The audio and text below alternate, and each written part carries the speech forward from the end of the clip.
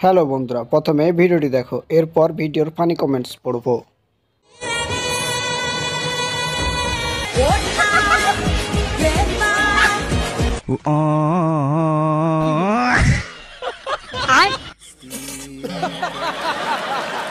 কানের নিচে এমন থাপ্পড় মারমু বিটিভির মতো ঝিনঝিন করবে। বাদ দে ভাই, এখন রোজার মাস, এভাবে চড় মারতে হবে না।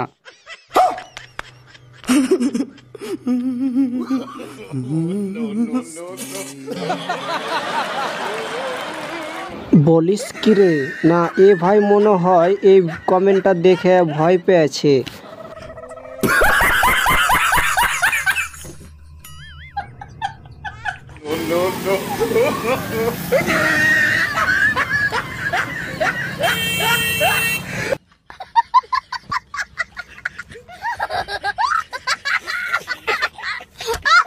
হে আল্লাহ, গালি নিয়ন্ত্রণ করার তৌফিক দান করুন।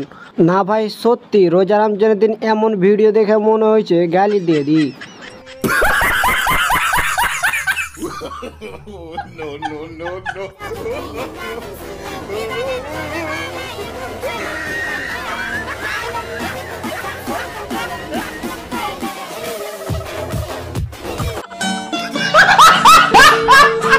আস্তাগফিরুল্লাহ, ধর্মের পথে আসো বাবা। না ভাই, ধর্ম আজকাল কেমন হয়ে গিয়েছে, জনি সিংহ আজকাল ধর্মের দাওয়াত দিচ্ছে।